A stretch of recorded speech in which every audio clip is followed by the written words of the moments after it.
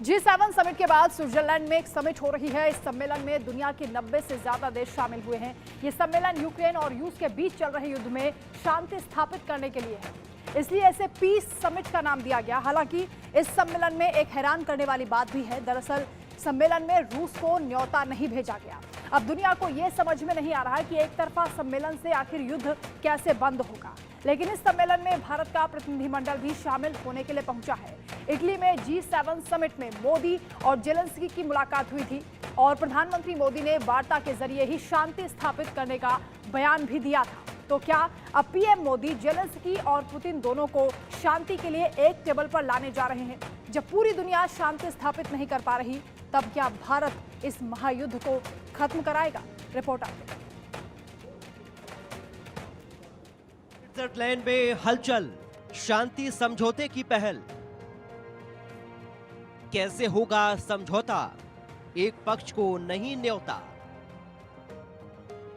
एक तरफा शांति नहीं मुमकिन, फिर गुस्से में व्लादिमीर पुतिन।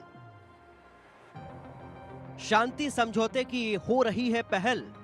जुटे हैं 90 से ज्यादा देशों के प्रतिनिधिमंडल। हर कोई शांति चाहता है, शांति की बात कर रहा है, कह रहा है कि युद्ध में बहुत खून बह चुका है, अरबों डॉलर का नुकसान हो चुका है और प्रकृति भी परेशान है। लेकिन इस युद्ध का क्या समाधान है, ये कोई नहीं जानता, क्योंकि एक तरफा मीटिंग से दूसरा पक्ष इत्तेफाक नहीं रखता।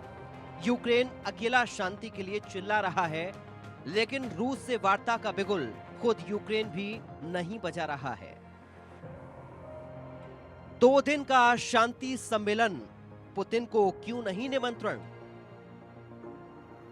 रूस और यूक्रेन का युद्ध शुरू होने के बाद से ये चौथा पीस समिट है, लेकिन इस समिट से दुनिया के कई बड़े मुल्कों ने दूरी बना रखी है।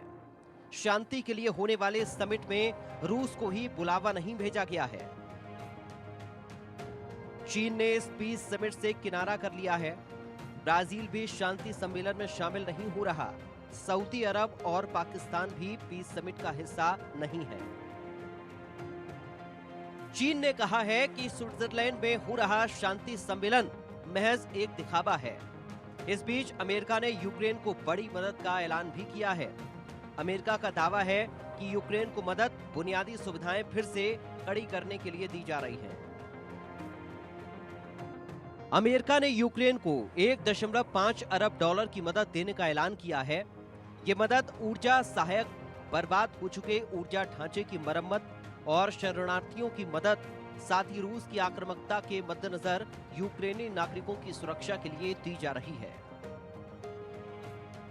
कुल मिलाकर कहें तो अमेरिका ने इस मदद को सीधे सैन्य मदद न कहकर नागरिकों की सुरक्षा के लिए मदद कहा है और स्पष्ट कर दिया है कि पीस समिट सिर्फ एक दिखावा भर है और युद्ध अभी रुकने नहीं जा रहा।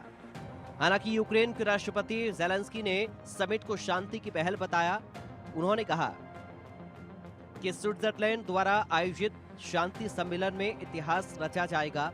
इस सम्मेलन से यूक्रेन में शांति की दिशा में पहला कदम बढ़ाया जाएगा।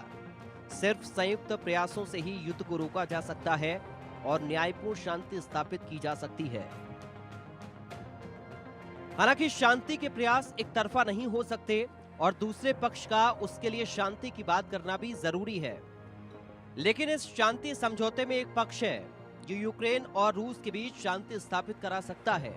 इस सम्मेलन में भारत का प्रतिनिधिमंडल भी शामिल हो रहा है।